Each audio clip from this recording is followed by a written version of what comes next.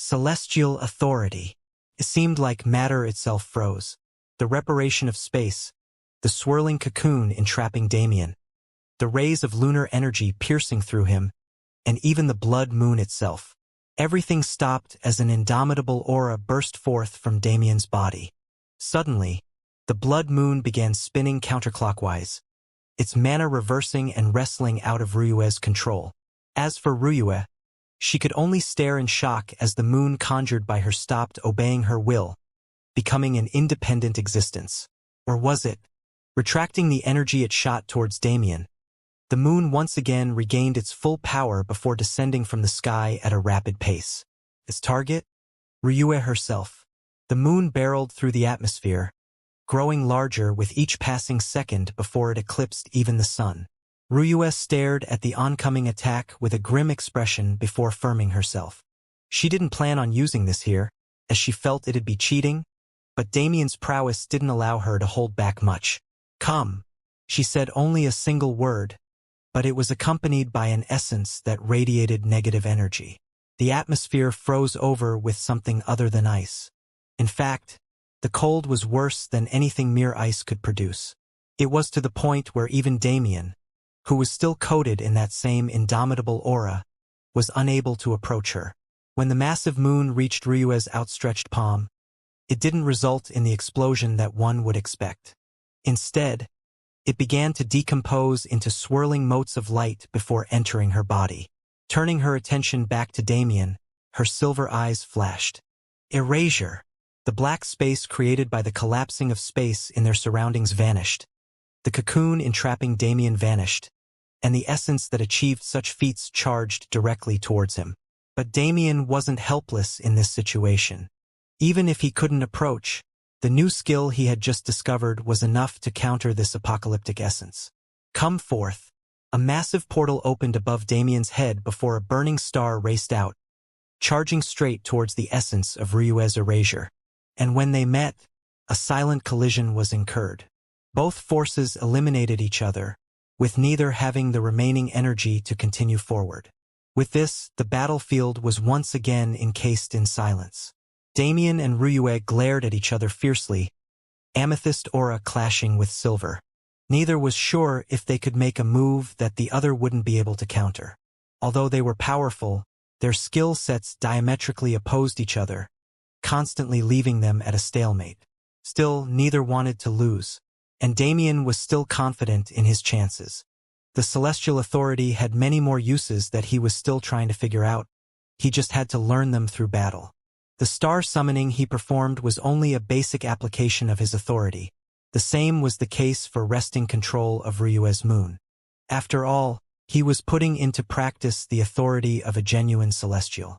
Any celestial body would be dominated by his control, bending to his will. That is, if the celestial body didn't possess a stronger will of its own.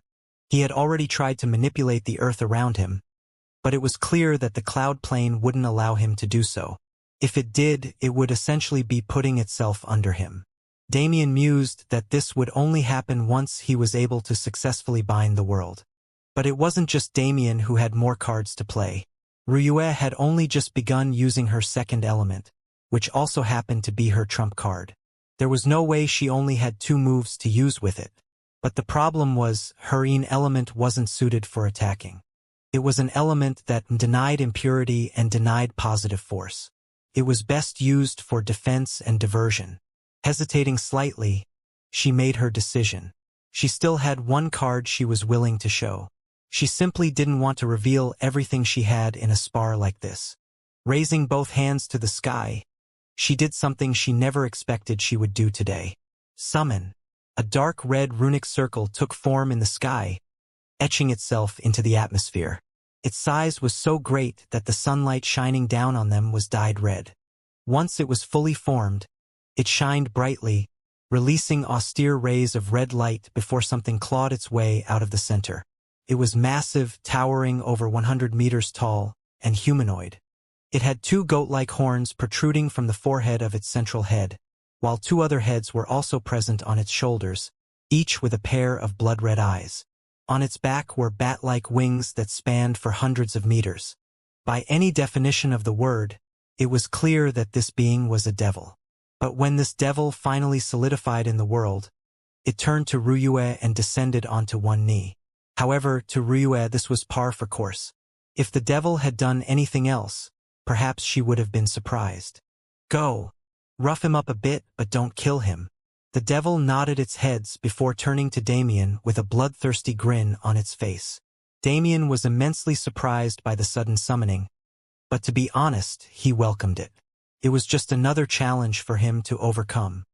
His eyes flickered between that of a normal human and reptilian slits, and large clouds began to gather over his head. Streaks of black lightning danced through the air as Damien's chest expanded.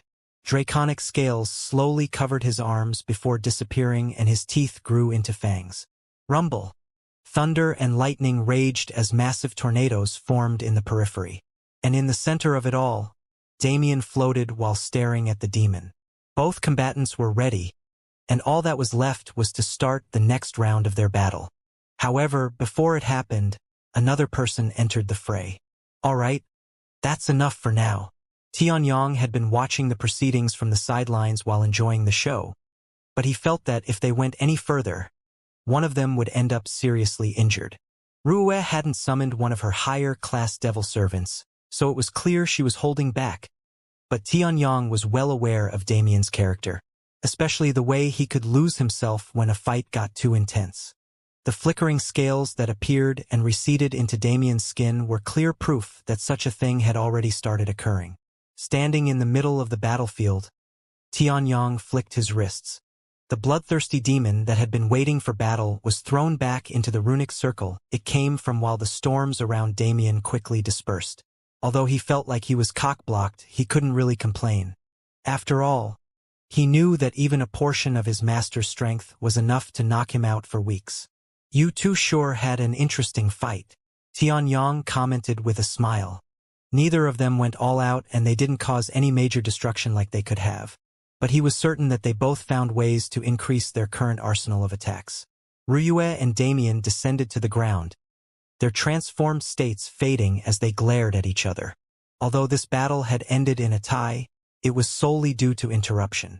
Both of them were dying to fight once again, their competitive spirits burning with passion. Not long after the battle, Tianyang teleported them back to his pagoda. Now that you've seen each other's strengths, what do you think? He questioned the two disciples who still looked sour from having their battle interrupted. I feel like senior sister's elements are more focused on defense than attack, Damien pointed out. It was the biggest thing he got from the fight. Ruyue was able to redirect or entirely block any attack he threw at her, even molding his spatial mana to fit her needs. It was something he wasn't used to, the feeling of being completely powerless even though he knew she wasn't that much stronger than him. Even with Rose, when they first met she was much stronger than him, the only thing was that her main element was illusions. And with his eyes, he was simply a perfect counter for her. As for Ruyue, she was feeling somewhat similar. His base attack power is greater than mine by miles, but he doesn't have the diversity to keep up with me. Throughout their fight, Damien only used spatial element, and even then he only used a few moves from it. Even his celestial authority, while possessing the potential to be something grand, wasn't at that level yet. He's a brute. He's too green when it comes to true complex battles.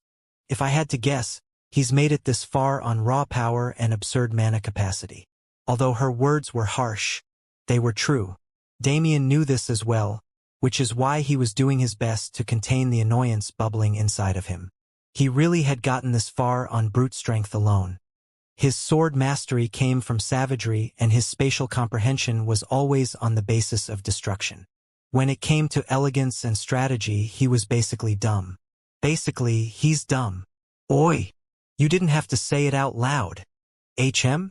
But I'm right, aren't I? You're a dumb brute, and that's that. So? What does it say about you that you couldn't even defeat this dumb brute? Nothing at all, it's just like you said. My prowess is mainly focused on defense, not offense like you. Those are just excuses. Imagine if I went and told the world that my senior sister, the one and only little princess of the Shui clan, couldn't even defeat an idiot in combat. Damien and Ruyue glared at each other with fighting intent once again blazing. Tianyang could only watch their interaction with a wry smile plastered on his face. If it keeps going like this, they might end up a little too close. While his purpose in organizing this spar was for the two of them to get closer, he didn't expect it to work so well. Looking at them bickering like childhood friends, he couldn't figure out what led to such a thing. It was only then that he realized something he had forgotten in the past few years. Although Ruyue liked to portray herself as a cold woman who stood above all, it was only suppressing some of her other most prominent personality traits. One of which was so important that it basically made her reputation when she was younger. Tianyang had been her master for many years, but it had been a while since he reminisced on those old days. The Shui clan's little demon. With how she had grown up becoming colder and more distant, he almost forgot about how much she loved to bicker with others like this. It was like she had a knack for causing trouble and fully embraced it. Or perhaps she was just a bit of a sadist. Either way, it was something that used to be a core of her personality. And it'd be more surprising if it had vanished even after all these years. Perhaps she simply didn't have anyone she could be expressive to. No, he knew that was the case. Considering the situations she's been in as she grew up, there was no way it wasn't like that. Once more gazing at Ruyue, who was now smiling triumphantly, and Damien, whose veins were almost popping out of his head, Tianyang's smile became heartening. I wonder what's so special about this boy to get such a reaction from her. He wanted to continue their lesson today, allowing the two to improve on the things they learned through battle, but he decided against it. It had been too long since Ruyue could have fun like this, and he didn't want to be the one to ruin it. Silently sitting back in his seat, he continued to watch the bickering duo in amusement. Meanwhile, the duo's argument had already gone past the previous battle and become slightly personal. And to be frank, largely childish. You think you're so cool. I bet you don't even leave the sect that much. I leave all the time? For missions, but that still counts. Humph. Go touch grass. As if you're any different. You probably lived in some secluded mountain all your life. Why are you talking like some expert? Because, of course, I am an expert, Damien replied with a profound smirk, imitating a certain old man who liked to act all mysterious. Humph, as if. Prove it then. Proof? I don't need any proof. Of course you do. Otherwise you're just a liar and a cheat. Ha! Both Damien and Ruyue paused at the strangeness of her words. Although they were both clearly aware of what she meant, it could be taken in a completely different way out of context. And of course, with Damien being Damien, there was no way he wouldn't capitalize on such a mistake. Oh ho? A liar and a cheat, huh? Could it be that little senior sister is jealous? Or maybe... He trailed off, but his meaning was clear. Ryua's face adopted a slightly red hue as she averted her gaze. It wasn't her first time being teased like this, and usually, she'd have already blasted the perpetrator into oblivion with her lunar energy. But this time was different.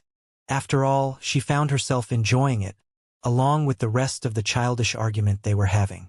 Still, there was something she was curious about.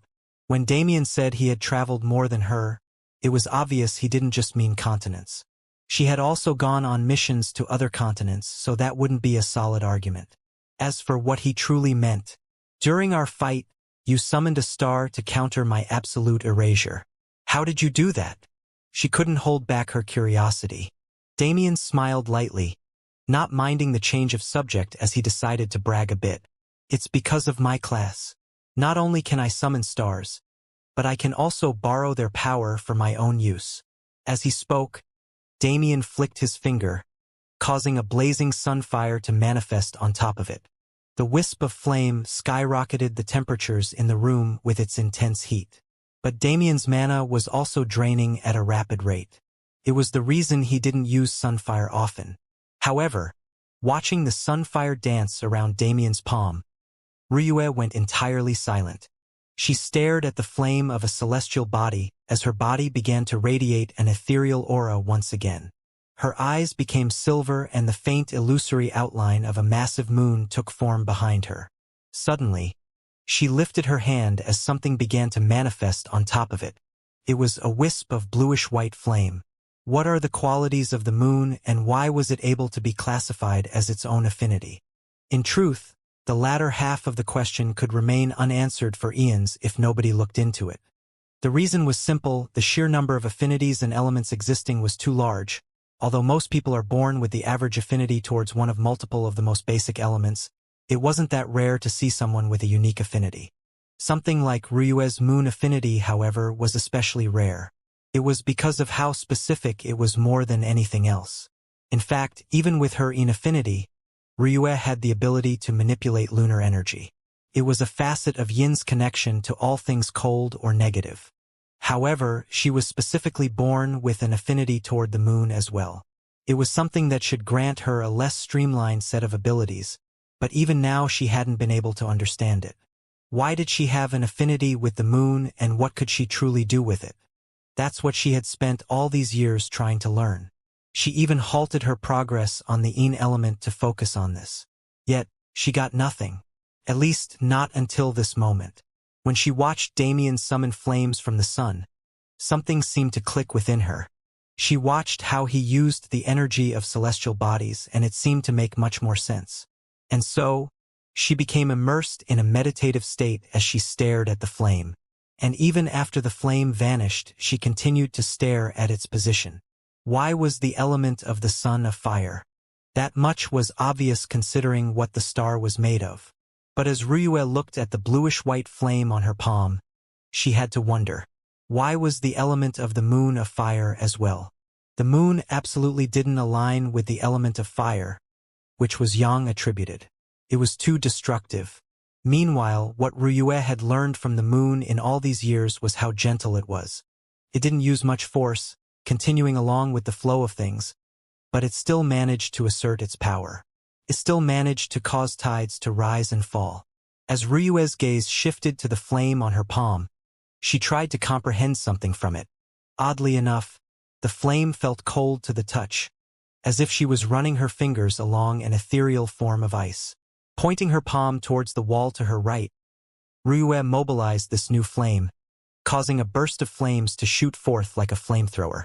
And in those flames' wake, there was a path of what seemed like ice. Yet Ryue knew better. It wasn't necessarily ice, but it wasn't fire either. It contained the properties of both.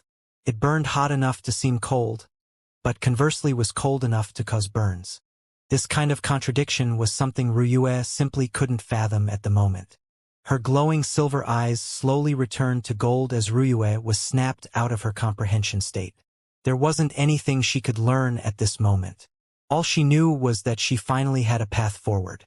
Looking at the man in front of her, she knew he was the cause. But the man himself seemed clueless. He was staring at the icefire Ryue had released with interest clearly written on his face. She hadn't really taken the time to look at him before today, but he was a really interesting guy. His eyes were strange even by this world's standards, yet nobody seemed to have a problem with them. The two colors contained within them swirled, as if they were alive, and his cross-shaped pupils were like a small boat in the midst of a raging ocean. It was an oddly peaceful sight. His hair looked like a representation of space, especially once you got to know him and understand his affinities. As for the rest of him, it was always hidden under layers of black clothing, so she hadn't really seen it. Wait! Why do I want to see that? Ryue wondered as she forcefully stopped her train of thought. Since when was she the kind of person to think about such things? Perhaps the strange atmosphere that had enveloped the room was affecting her. Yes, that had to be it. Either way, she couldn't keep her eyes off him. However, he soon turned back around and noticed her gaze. "I know I'm handsome, but is there any need to stare?" he said with a teasing smile. And just like that, the atmosphere was shattered. That's right. This guy is so annoying. There's no way he could be as I was thinking. You? Handsome? I just found out that hearing those two words in the same sentence makes me want to gag. She responded in annoyance. What do you mean by that? What do you think I meant? Ryue clutched her stomach while acting like she was sick. Look what you did. I think I'm going to be sick just by looking at you. As if you can talk. It's not like you're any better than me. And what's that supposed to mean? You know exactly what it's supposed to mean, Damien quipped while imitating Ryue's previous motion. You dash. Ha ha ha. Doesn't feel good being on the receiving end, does it? Damien laughed with a triumphant grin on his face. Tianyang, whose presence in the room was somehow ignored by the two who were getting closer at a rate he thought was far too fast, decided it was time to step in. Are you two ever going to stop quibbling like little kids? Or did you just forget I was here and decide to flirt? His interruption immediately shut them up as they diverted their gazes, refusing to look at him. Still, he didn't mind it much. Turning to Ryue, he continued. It looks like you've learned something new. Although I want to congratulate you, I can see that you haven't fully grasped what this fire is. Until then, I can only guide you in practice. Ryue nodded in understanding. Her master was always like this, even though he'd recently become more open. She would have to perfect her new ability much more before she would even get a semblance of praise from him. As for you, he said to Damien, Ryue was right in her assessment. Although you have an extraordinary amount of brute strength, you don't have a proper moveset besides your sword art. You need to work on improving this. Damien also ended up nodding, although reluctantly. He didn't want to accept it, but he really had no choice. There would inevitably be times when raw strength alone wouldn't cut it, or his lacking comprehension would catch up to him.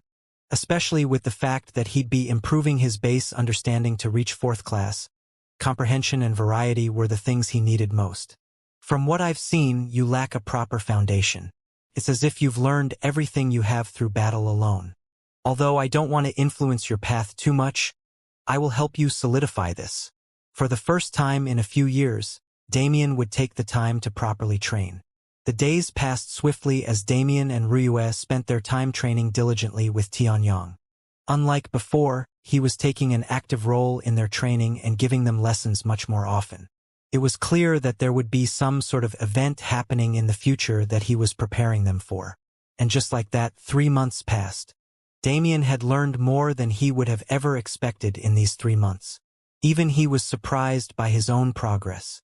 First and foremost was his sword. He had been training the sword for so long that he expected to feel some kind of connection with it, but he really had none. With the way he found his fighting style evolving, he almost wanted to throw away the sword entirely, but he chose not to. His sword art was still one of his greatest strengths. With Tianyang's help, Damien was able to build a more solid foundation for his sword that he previously didn't have. Until this point, he was sure of what his sword was meant for. It was a tool for slaughter, for savageness, brutality, and killing. That was the only reason he ever picked up a sword. It was the resolve that was bred into his sword when he was still in the dungeon. But did he still need such a sword? The answer was a resounding no.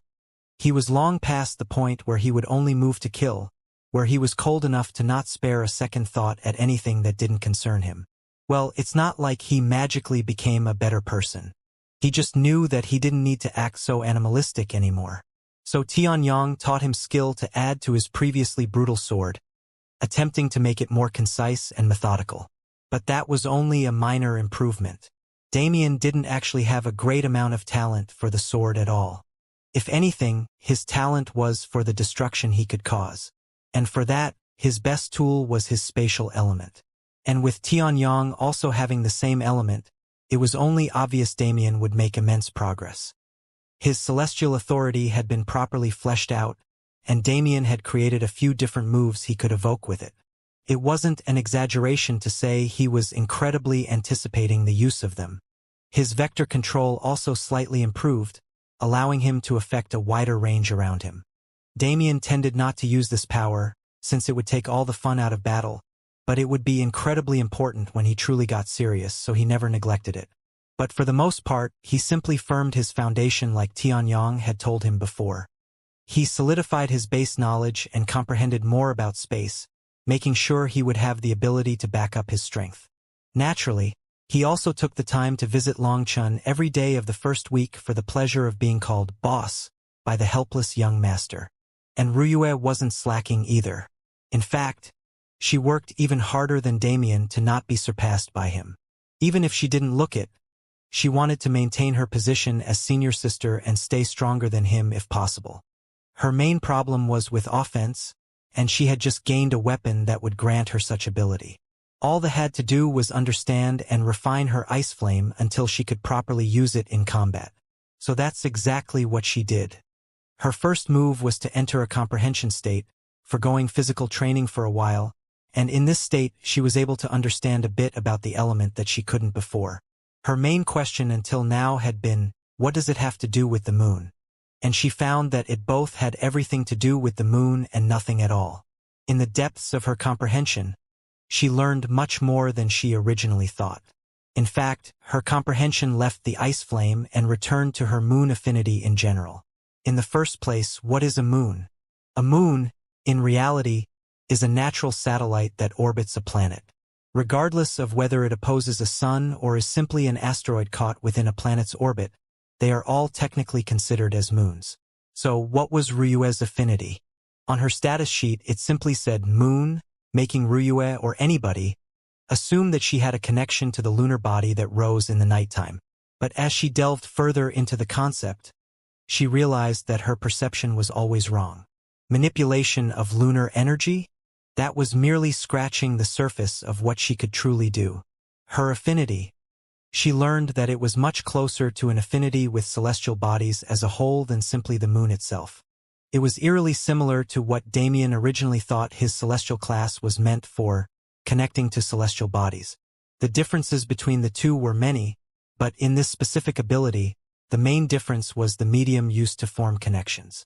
While Damien used space itself as a medium, having naturally formed ethereal connections to every celestial body in the vicinity, Ryue had to work much harder to achieve the same result. The reason was simple. She didn't use any medium to form the connections she needed to form. They were direct connections to the celestial bodies, without any outside interference. But the difference in their performance would also reflect that. The reason Damien never truly used the plethora of connections that he constantly had was because he couldn't really get anything out of them. It wasn't the main purpose of his class. For Damien to maximize the benefits of these connections, he had to bind the worlds and form relationships with their world cores. It was both due to the nature of the class and the fact that it was a class rather than an affinity. But for Ryue, she was born with this ability. She didn't acquire it through legends and class changes. So for her, the process naturally differed. And until she realized this fact, she wasn't able to truly bring out the potential of her element. She was only able to use the bare minimum through the single connection that had naturally formed between her and the closest celestial body, one which also leaned more towards Een and synchronized best with her. She was now able to understand what clicked when she saw Damien's sunfire. It wasn't a matter of elements, nor was it something related to the moon she was already connected to. She had subconsciously formed another connection. She was able to feel it now. It was a smaller satellite that orbited around a much larger axis, making it the second closest Een-centered celestial body. She was able to see it clearly now. It was a small world, around 1/3 RD the size of the moon, but it was an elemental world. It was better classified as a star than anything else, but it somehow still fell under her authority.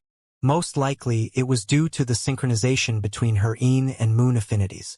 The small star was naturally uninhabitable, especially considering its atmosphere. It was covered, or rather, completely made up of the ice flame that Ryue was now able to utilize.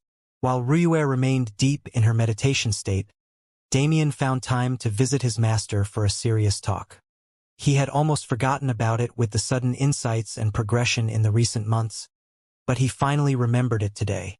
Re-entering the main room of Tian Yang's residence where he had been staying for the past 3 months, Damien greeted his master. "Good morning, master. Come sit." Tian Yang responded while brewing a pot of tea. Damien took a seat in front of him and watched, unsure of how exactly to start the conversation. "It seems you didn't come for a lecture today, so feel free to speak your mind." Tian Yang could very easily sense the tense atmosphere around Damien today, and he wasn't one to waste time on mindless drivel if there was something more important to talk about. Damien also appreciated this bluntness, going straight into the topic at hand. "It's about the mission I went on a few months back. I encountered something I wanted to inform you about since something seemed off the entire time." Damien proceeded to explain everything that happened during the mission. From the moment they entered the canyon and met the blood fog, to the strange physiques of the devil worshippers, the massive battle and the corruption of corpses, and finally, the devastation left in the wake of the battle between the two strongest beings present. He made sure he didn't leave out any details, allowing Tianyong to gain a clear picture of the events. It was imperative that his master understood the severity of the situation. With your status, I'm sure you are aware of the Nox and the threat they pose not just to this world, but many others as well. My concern is how they were able to easily infiltrate and corrupt people without anyone noticing. After all, the devil worshippers were working in broad daylight, not even attempting to hide the obvious connection they had to the Nox. Anyone who has seen one of those things would instantly recognize it. And while they are called devil worshippers, they really have nothing to do with devils at all. Another concern is whether they are being written off as just disciples of another wicked sect or not. Tianyong listened to everything without much change in expression, only slightly wrinkling his brows at the mention of the Nox. He stayed silent for a moment, leaving Damien anxiously waiting before he spoke his thoughts. Have you told anyone else about this? Damien thought it was an odd question, but shook his head in denial either way. Good. It would not be good if panic began to spread to the public due to a slip-up. Now, allow me to explain. When it comes to this matter, you are both correct and incorrect at the same time. Damien raised his brow, not understanding, but Tianyong didn't force him to remain confused. The peak experts of the world are all aware of the current situation with the Nox, and most of the large sects have also made countermeasures against infiltration. However, their presence in this world has been publicized as a sort of new cult that has emerged. Make no mistake, the wickedness of said cult has been openly spread, but knowledge of a possible invasion or planetary world isn't something available to the public. However, that doesn't mean everything is safe. There are still suspicions that some powers are colluding with the Nox. It's simply not possible to eliminate them without evidence. We are righteous sects at the end of the day. If we move in such a domineering manner, the reputation of our powers would decrease by a large margin. Not to mention, the involved powers will most definitely spread false information to alert the public. Even if we can prove these claims true, the seed of doubt that will be planted cannot be erased easily. Such a situation is what we have been avoiding. Still, there are plans being formulated to counterattack. Perhaps not the Nox themselves, as their homeworld is still undiscovered to this day. But they are not the ones moving against us with fervor at the moment. It is their subordinate power that we must be wary of. A world known is Niflheim. As Tianyong finished his speech, Damien was left in a slight shock. He never expected there to be so much happening in the shadows. There was a reason he never prided himself as a schemer. There was also the matter with Niflheim. He had no idea the world was close enough to the cloud plane for there to be talk of planetary warfare. Still, planetary warfare, huh? Just the thought of such a large-scale and epic battle made his blood boil, but he suppressed it forcefully. Now wasn't the time to get battle-hungry. Is there anything for me to do, then? He questioned. It seemed that the higher-ups of the world had everything planned out, but he still wanted to be involved in one way or another. Tianyong pondered, looking at Damien with a profound smile on his face. There's really no reason for you to get involved, is there? His tone was clearly teasing, causing Damien to frown a little. Master should know I have plenty of reasons. My homeworld is also being targeted by the Nox. Well, if you told me that when we first met, I might have believed you. But are you still going to pretend like that's true? Tianyong was well aware of Damien's personality. Especially in these past few months, he'd been able to clearly see what kind of man Damien was. And with that information, Tianyong was able to form a guess on his intentions that he was sure of. The boy simply wants to be part of such a thrilling adventure. The thought made Tianyong smile, being reminded of himself in his younger days. And seeing how Damien was sheepishly smiling back at him, he knew he was right. If you already knew, then you didn't have to ask me about it, right? Damien complained. Although it might have been wrong to put up a righteous front, he didn't care much. He knew how selfish his intentions truly were, and he didn't plan to publicize them at all. Others would surely label him as someone wicked if he did so. Tianyang wryly shook his head, arriving at the same conclusion. But his expression turned teasing again in an instant. Flicking his finger, he sent an arrow of spatial mana towards the closed door to the room. Ah! A startled shout followed by a soft thump rang out, attracting Damien's attention to the beautiful silver-haired figure that had just fallen to the floor. His eyes went wide, staring at Ruyue, who had most likely been eavesdropping on the entire conversation before he turned back and glared at Tianyang. There was no way he wouldn't notice her presence if he hadn't covered it up. As for shooting the spatial mana, it was just for show. After smiling back at the annoyed Damien, Tianyang turned his gaze back towards Ruyue. It's good that you're here. Come. I have something for the both of you. Once Ruyue was seated next to Damien, Tianyang continued. Ruyue, you heard everything, didn't you?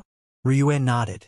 She had just finished a long period of meditation and came to meet Tianyang before doing some physical training. But she ended up overhearing an interesting conversation instead. There were many things she was curious about.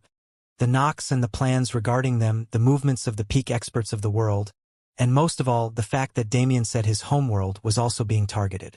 His homeworld? Ruyue wasn't stupid enough to not know what he meant by that. She was just too surprised to totally process the fact. She thought back to their small argument about being well-traveled and realized why he could act so much wiser than her. Still, before she could ponder on it further, she was abruptly pulled into the conversation. Since you're both aware of the Nox and the devil worshippers in the world, I have something I want you to take care of. Think of it as a mission, Tianyang said after receiving her confirmation. The duo's interest was piqued at the mention of this. Missions were always assigned by the mission hall. That is, unless they were too important to go through such a wide selection process. For specialized missions that came straight from an elder, especially a grand elder like Tianyang, there had to be something much more important at stake. You both must be well aware of the Empyrean Dragon Realm opening in 9 months already. The event isn't too big of a deal in usual times, but with the probability of war on the horizon, this year's entrance holds much more significance. I will not go into details at the moment, but if you weren't already aware, the Empyrean Dragon Realm isn't a secret realm as much as it is a hidden world. The entire realm was actually the location of the Empyrean Dragon Palace that ruled the Cloud Plane in ancient times. This information was new to Damien, but he wasn't exactly surprised. Even in the current world, the Supreme Fairy Paradise was said to reside in a hidden realm, although a hidden world seemed to be a much greater version of such a concept. The reason I bring this up is simple. There are plenty of forces that are planning to send their youths into the hidden world this time, just like every year. The problem is, we don't know how many of them are in collusion with the Nox. If any devil worshippers were allowed to gain an inheritance or legacy from the ancient sect, who knows what could happen? And that's if we don't even mention the true inheritance of the sect. The inheritances found thus far have been good enough for the secret realm entrance to be widely anticipated every 5 years when it opens. And even with such consistency, merely 1/3 of the world has been explored. And even within that 1/3, only half the treasures have been claimed. What I want from you two is simple. I will give you the location where many wicked powers are said to have gathered, and you will investigate. As I said, only investigate, nothing more.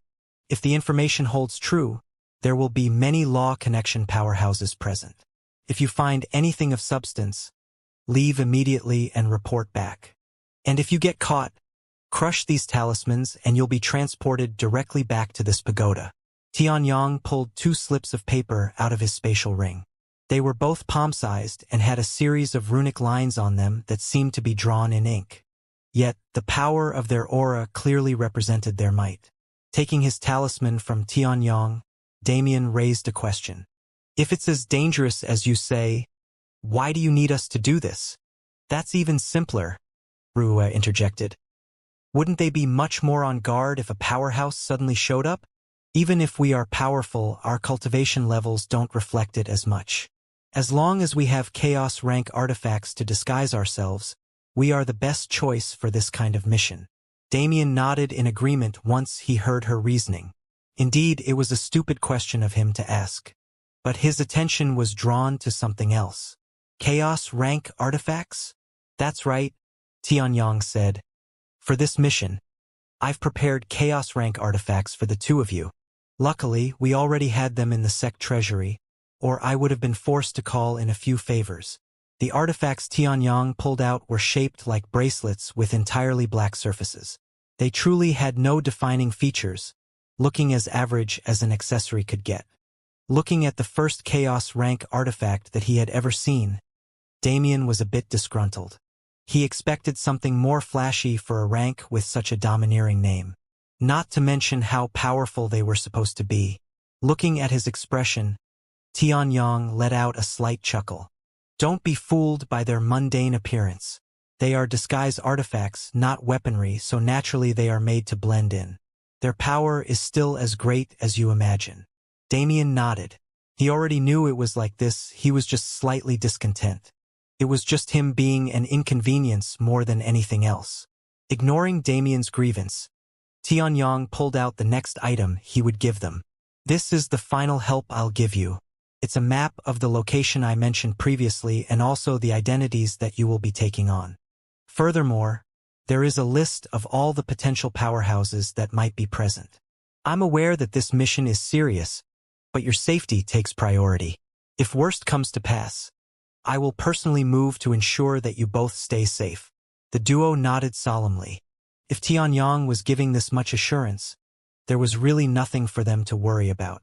This kind of mission was a new thing to Damien.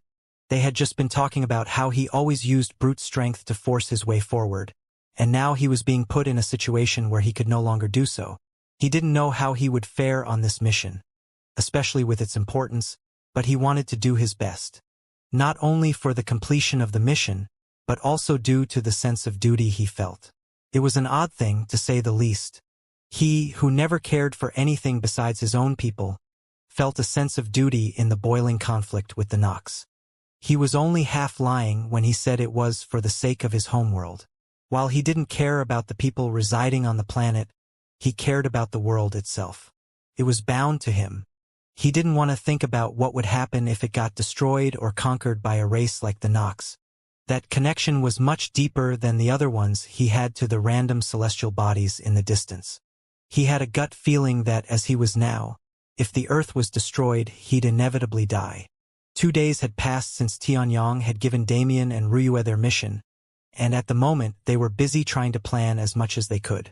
For the most part, they'd be going in blind, not knowing exactly what they were supposed to be doing.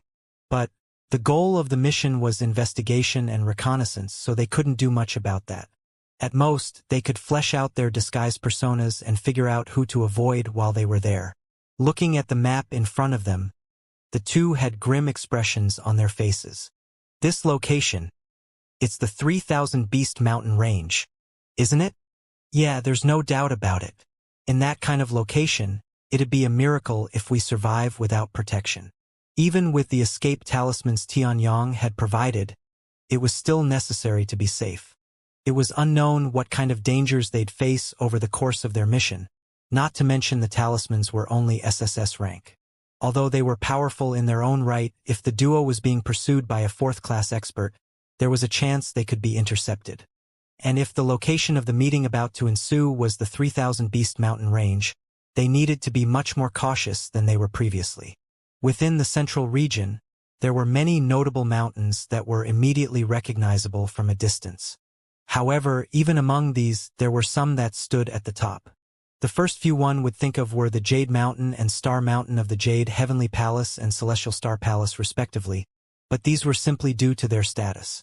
With the vastness of the central region, which was bigger than some continents back on Earth, there were a variety of dangerous areas that caused the deaths of many cultivators. These danger zones ranged from poisonous swamps to grand canyons filled with spatial wind. And among the plethora of dangers within these zones, there were bound to be fortuitous opportunities as well.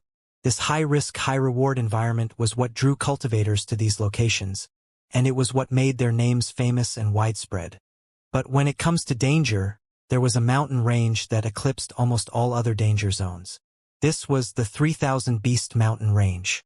The range itself didn't boast an incredible size, containing around 50 mountains in total, but that wasn't its main selling point. After all, it was in the name. When one heard the term 3,000 beasts, they wouldn't think much of it. Although it was a large number for any single cultivator to handle, it didn't mean anything in the greater scheme of things. 3,000 beasts could be found in any medium-sized forest, even if the level of these beasts was low. For a mountain range to contain this number would seem pathetic. But that wasn't what the name of the range referred to. In reality, it wasn't that there were only 3,000 beasts within the mountain range. Rather, within those 50 towering mountains, there were 3,000 beast kings. Fourth-class existences, some even being in the Law Sea realm. Naturally, each of these kings had their own army underneath them, causing this mountain range to be infested with a number of beasts that would be unforeseen anywhere else. Unfortunately, the exact number was never publicized. The 3,000 beast mountain range was concealed by a thick fog that blanketed its perimeter, blocking any peering eyes trying to discern what was within it. The information that people already had about the mountain range was found over the period of many years and many cultivators spreading what they found. Still, the survival rate of those who entered the mountain range was abysmal. Rarely anyone was able to truly make it out of that hellish environment with their mind intact. And this was the kind of place Damien and Ryue would soon be charging into. Even if the meeting grounds were on the perimeter within the fog on the outskirts, it was still incredibly dangerous to even be in the area. Seeing this once again makes me doubt why we are being sent on this mission instead of someone more qualified. Damien sighed. He loved danger and he loved teetering the line between life and death. But going to a place where thousands of fourth-class existences resided? He wasn't stupid enough to put that in the same category. But, is there truly anyone more qualified? Ryue argued, and she was correct to some extent. The more Damien thought about it, the fewer people he could think of that could take on the role they were taking. Within the sect, the only other person he could think of was Long Chun, but that guy was the same as him. He was the kind of person who would go in guns and fighting intent blazing. He hadn't met any of the core disciples, but they were Law Connection realm experts, so they were automatically disqualified.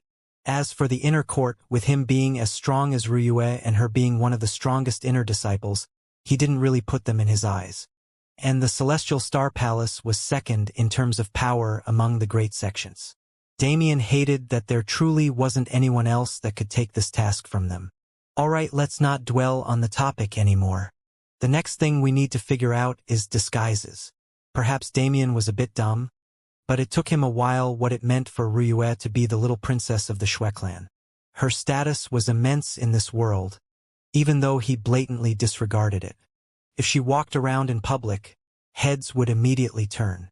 Let alone her status. Her beauty was also enough to drive many men insane. There was no way she could be incognito the way she was. And Damien wasn't any different. Although he didn't have the same status as her, his looks were anything but ordinary. And even if his attractiveness could be attributed to his level, his strange eyes and hair would immediately give away his uniqueness. We need a backstory, I guess. Not to mention names. If I have to be honest, my naming sense is trash.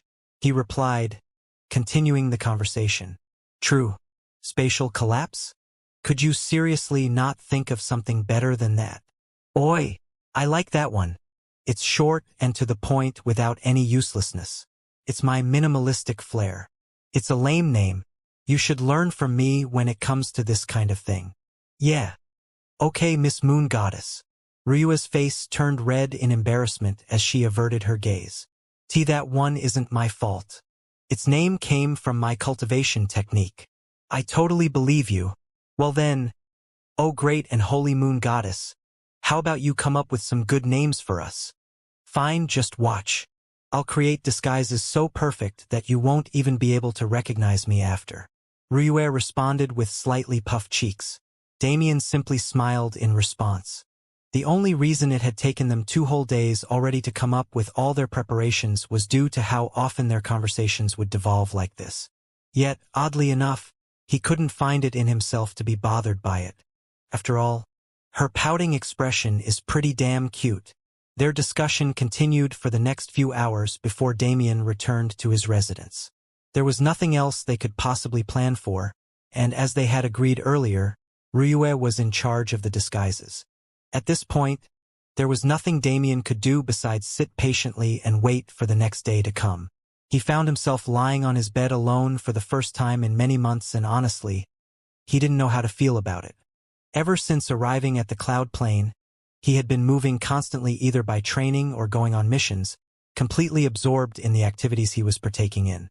Perhaps it was a subconscious thing, but he never allowed himself to have time alone like this. He knew what would happen when it came. He would inevitably find himself drowning in his own thoughts. Well, recently it was mainly self-loathing. It was this self-loathing that kept him running away from his thoughts, trying his best to ignore his feelings and continue on with his happy, everyday life. And he knew the reason for this. It wasn't that hard to figure out. I wronged her. Every time he was alone in bed like this, his thoughts would drift towards the woman who had silently supported him ever since they first met. Even when he made such an outrageous request to separate, even when he was clearly running away from his feelings, she didn't say anything. She continued to support him and wish the best for him from the side. And every time he thought of her, he would hate his guts for leaving her like that. He knew they were still together and that this was just a small period of separation, but that didn't diminish his guilt in the slightest. Why should Rose have to deal with his emotional insecurity? Why does he have to affect her with his mood swings? He hated the idea of it. He didn't want to run away from happiness anymore, but he couldn't find it in himself to embrace it. I'm pathetic. Pathetic. It was the only word he could use to describe the current him. He could charge into a valley of death or a sea of corpses with no hesitation. He could face the aura of a fourth-class existence and resist with all his might. So why was it that when it came to his love life he was so trash? Were his trust issues, his abandonment issues, this deeply ingrained within his psyche? Was he that broken? The odd thing was that Damien had never had a romantic relationship before he met Rose. He hadn't even had a fling with another woman. His situation on Earth and his one-track mind wouldn't allow it. Not to mention, with how he would walk around like a homeless person most of the time after the world awakening, there was no girl who would look his way.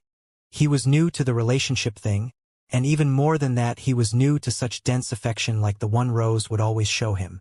Think about why it is that I'm so scared to express my love for her.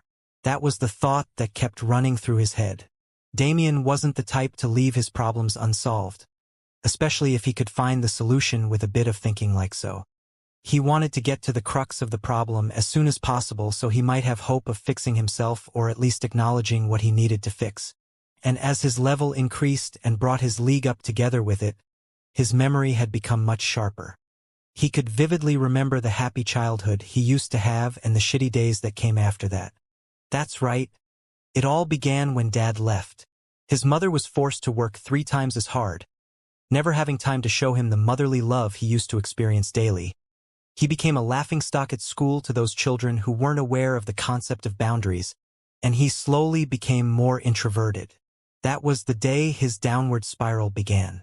It was after that day that he subconsciously conditioned himself to run away from affection, knowing that it could disappear in the blink of an eye. It was after that day that he couldn't trust anyone. The ones he used to spend his days with turning their backs on him.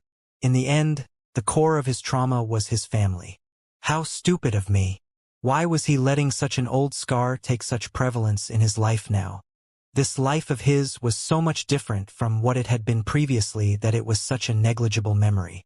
But that was normal.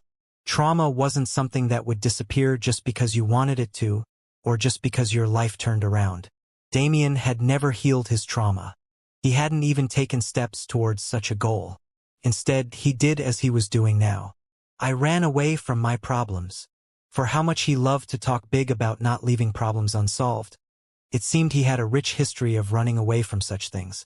Maybe that was the thing he needed to fix most. Maybe before he could go and meet Rose with utmost confidence, he had to learn to face himself seriously. When his thoughts came full circle back to Rose, his face slightly contorted into a grimace. Although what he had previously been thinking about was the main cause of his guilt towards her, it wasn't the only one. It had been almost 5 months since they separated, and only 4 of those months were spent at the sect. During that time, how much had he thought about her? How much had he missed her? He felt like he was belittling her position in his heart by avoiding even the subject of her like this. And there was another thing as well. He was beginning to, no, let's not think about that. He immediately suppressed those feelings the second they appeared in his mind, trying to deny them with all his might. Even if he couldn't deny them, he at least had to suppress them so they wouldn't interfere with both his daily and romantic life. Why does this shit have to be so complicated? He covered his face with his hands, shaking his head furiously. Was love like this for everyone? I'm tired. It wasn't physical exhaustion at all. He had just been forcing himself to think about too many things over the past few months. Not even including his personal problems, he had been forced to think about the Nox more than he would like. A damn alien invasion. It sounds awesome on paper, but why does it have to bring me so much work? If he could choose, he would just go to the secret realm and then explore another world. Maybe he would also check out a few danger zones before he did so. But no, it seemed the universe had other plans for him, seeing how the Nox would pop up in one way or another everywhere he went. It's not like I can do anything about it. They're literally aiming for universal conquest. Shaking his head once more, Damien started succumbing to his exhaustion. He needed to clear his mental fatigue before tomorrow since he couldn't screw up on this mission. Life is so damn complicated. It was the last thought that streaked through his mind before he finally drifted into a deep slumber. When Damien woke up the next day, he was feeling much more refreshed. It was as if a weight had been lifted off of his shoulders. Even as cultivators, whose need for mundane things like sleep would diminish largely as they gained power, mental exhaustion was something they needed to keep track of. Not taking proper care of mental health could lead to many complications, even hindering one's ability in battle. After stretching his body lightly, Damien got dressed and made his way over to Ryua's residence, where they would make the final preparations and don their disguises before leaving. Standing in front of her house in the inner court, Damien knocked on the door before waiting patiently for her to answer. He could hear the sound of items clattering around inside before the door was opened. "Did you wait long?" Ryua asked as she stepped to the side, allowing Damien into her house. "No, just got here," he said while stealing glances at her appearance. At the moment, Ryua wasn't wearing the normal sect robes that he was used to seeing her in. Rather, she was wearing a more casual set that one would wear for comfortability. Her hair was slightly messy as well, making it evident that she had just woken up. Seeing the senior sister who always loved to appear perfect in such an appearance made Damien feel some type of way. Naturally, Ryua noticed his gaze and realized why he was acting in such a way, causing a slight blush to appear on her cheeks due to embarrassment. "Stop staring so much. I was just too busy working on our disguises to care about my appearance right now." Damien smiled teasingly before averting his gaze. Now wasn't the time for them to play around. "And so, what are the genius disguises that you promised me you'll make?" Ryua nodded before taking out the 2 Chaos rank disguise artifacts, tossing one to Damien. "Here, put this on." Damien caught the artifact and did as he was told, feeling the effects right away. His height and even his body structure reduced a bit, his hair and eyes changing as well. It was almost like he truly became a different person. Looking over at Ryua, he noticed the same happening to her. Her silver hair became painted black and the gold in her eyes began to fade. "For the duration of the mission, you will be Zhenfang and I will be Shaoli. We are rogue cultivators who were desperate in finding a sect to join, but to no avail. After many years, we decided that the unfairness of the cultivation world was too much. So we joined a wicked sect to cultivate quicker and more efficiently. Still, we held on to the small amount of morals we still had and made sure to stick together as much as we could." The story makes sense, but why would we stick together everywhere? What is our connection? Damien questioned. It was common for people to defect to wicked sects simply for the sake of gaining power faster. Not everyone within them was inherently evil. The cultivation world was one that favored the talented. And for those without talents, there weren't many paths they could take. Many of them would end up on a crueler path simply due to these reasons. but it was definitely rare for people to hold true relationships when they go through experiences like that, especially when their minds start being corrupted by their cultivation manuals. That Ryue trailed off, unsure of how to answer his question. As Damien looked at her, pressing for an answer, she did her best to avert her gaze, not looking at his face. She trailed off, her voice becoming fainter with every word until Damien could barely hear what she said at the end. But with his hearing ability, there was no way he would miss it. And once he knew what she said, his eyes widened in shock. "We are lovers." The words reverberated in his mind, shocking him to his core. But he quickly regained his bearings, a sly smile creeping up on his face. "Oh? What did you say? I didn't quite hear you at the end there." Shut up. I know you heard me. I really didn't though? Oh well, I guess I will go into this mission unaware of such an important fact. What a shame, what a shame. Damien groaned with a destitute expression on his face. He covered his eyes with his hands, continuing with his complaints. Perhaps he was overacting, but he didn't care. This was incredibly fun. When they ask me what my relationship is with you, I won't be able to answer. What if they pull us apart for questioning and our stories don't line up? Oh, how the heavens have failed me. How could you? Ryue finally broke, unable to endure his acting anymore. Fine. We are lovers. There, I said it. Happy. Damien grinned mischievously at the furiously blushing Ryue. Oh, what is this? But I already have a woman, you know? What an atrocious act of infidelity this is. A small blast of lunar energy shot towards Damien, which he deftly dodged, his smile never fading. It's for the mission. Who wants to be your woman anyway? Oh? Then why did you choose such a relationship between us? Isn't that obvious? There are so many lustful men out there who don't even care about a woman's appearance before they try to forcefully take her. I'm using you as a meat shield, that's it. A very handsome meat shield, of course. No, definitely not handsome at all. A meat shield that looks like a pig for sure. Although he teased her for it, he agreed with her reasoning for such a disguise. The only thing that felt strange was how half-hearted she was when she said it, almost as if she was making it up on the spot. Either way, he didn't dwell on it much, opting to tease her as much as he could instead. This flustered side of her was something that only he could see. Such a fact made a strange feeling well up in his heart. But he chose to ignore that as well. And like this, their departure time ended up being delayed by a few more hours. The vast plains of the central region were surrounded by a plethora of towering mountains that almost seemed to blot out the sky. And on these mountains and even throughout the plains themselves, there were plenty of towns and cities where the common populace of the central continent resided. The largest of these cities had a surface area equal to some medium-sized states in America, spanning farther than any city the Earth could ever produce. And outside of the borders of these cities was a land filled with danger and opportunity, a wildland where beasts and nature thrived. In a particular area of these wildlands, a large beast could be seen rushing through the tall grasses. Its paws made contact with the ground in such a manner that it barely made a sound. The beast looked like a panther, with sleek black fur covering its entire body, a cat-like tail, and sharp blue eyes. Surprisingly, there were two people mounted atop this charging beast. "Lear, how much time do you think it'll take for us to arrive at our destination?" the man among them said. His appearance was as plain as one could get. He had short brown hair parted to the right and eyes of a similar color.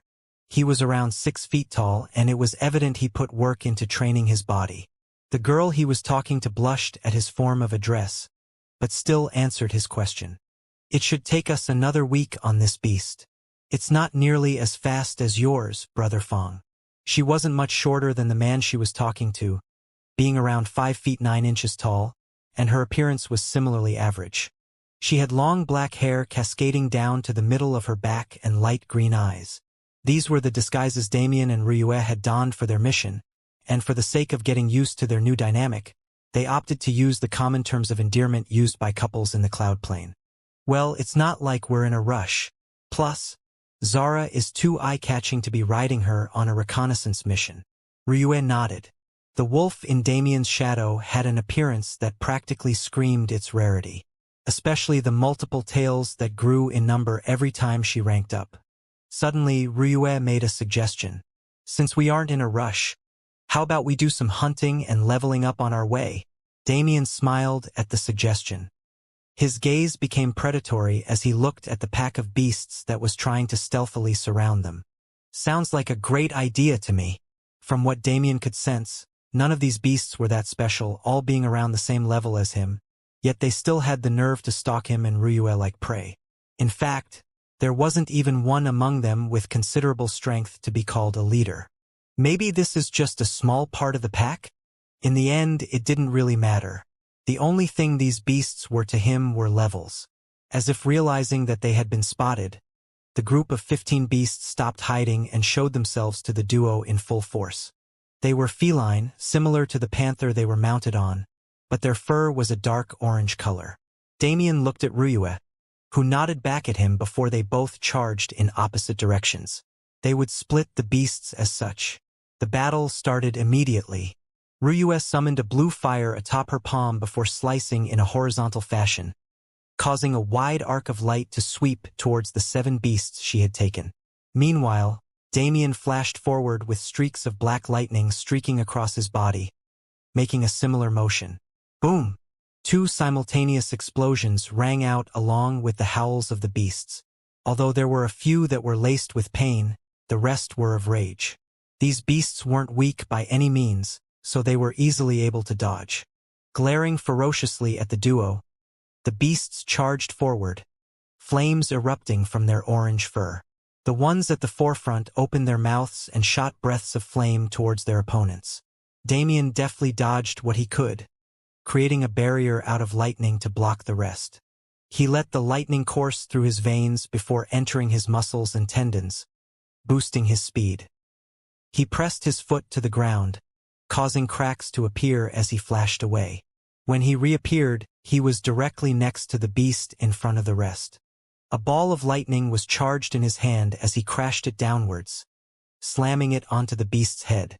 Without suspense, it exploded, leaving a gaping hole in its wake. The light dimmed from the beast's eyes as it fell lifelessly to the floor, but before Damien could do anything else, 2 others pounced at him from both sides. He twisted his body, avoiding their jaws, but a 3rd beast stealthily appeared behind him, slashing its flaming paw at his back. Even though his eyes had warned him about the sneak attack, he wasn't in any position to dodge. If he tried to speed in another direction, he might break his back due to the uncomfortable angle he was currently at. The claw sunk into Damien's flesh, dragging scars along his back while sending blazing heat into his body. Arg! Without any other choice, he discharged a massive field of lightning in every direction, attempting to push the beasts away. The 2 at his sides were paralyzed for a moment, but the one who was still attached to his back received the worst impact. Its fur was singed and its eyes had rolled back, foam coming out of its mouth. Finally having breathing room to move again, Damien grabbed the beast and ripped its claws out of his back, breaking its legs before throwing it towards the other 4 that were waiting for a chance to attack. As for the 2 paralyzed beasts on his sides, he directly stomped on their heads, crushing their skulls. Ryue's battle was a bit different. Rather than a close combat clash like Damien's, hers was a battle of flames. Her bluish-white ice flames coursed through the surroundings, leaving a flaming trail of freezing cold in their wake as they met with the orange flames of the beasts. She coalesced her new flames into spears, sending them towards the 7 beasts she was fighting with precise accuracy. But the beasts didn't have such control over their flames.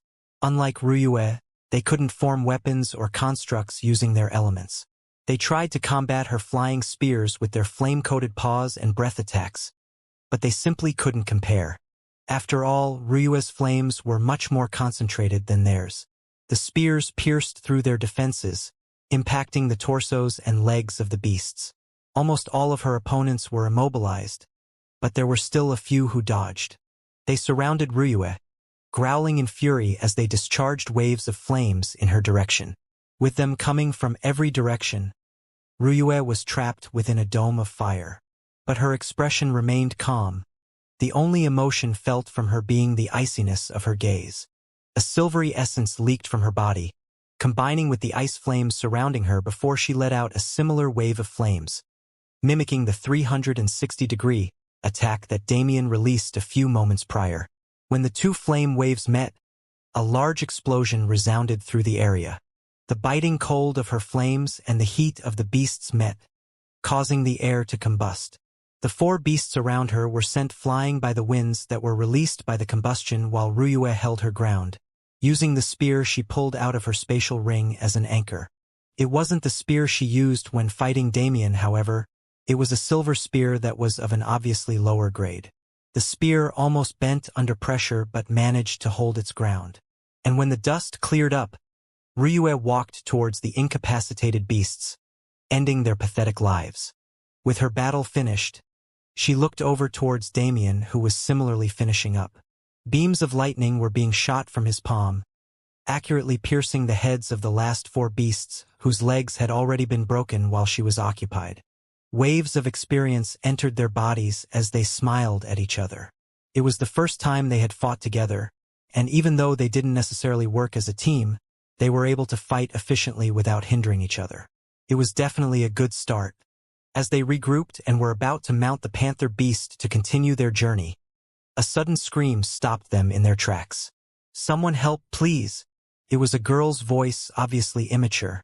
Damien spread his awareness in that direction, his mana sense being able to cover a massive area, and he was able to grasp the situation.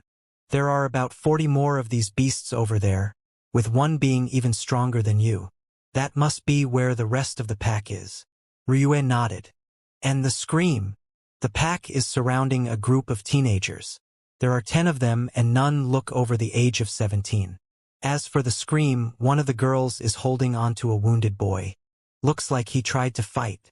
If they were kids, as Damien said, they obviously wouldn't have the strength to fight against an entire pack of third-class beasts." "Should we save them?" Ryue asked. "Do you want to?" Damien questioned back. He honestly didn't care whether they lived or died, but the beasts would be enough to push him into the level 120s, so he wouldn't mind fighting some more. Ryue nodded once more. "They are just children. Even if I couldn't care less if other people die, kids should be spared from such cruelties." Damien averted his gaze. He wanted to pretend as if he didn't give those kids a death sentence in his mind only a second ago. "If that's the case, then let's go. Either way, it means we get some levels." With the decision made, the two moved, intending to stop the soon-to-be massacre.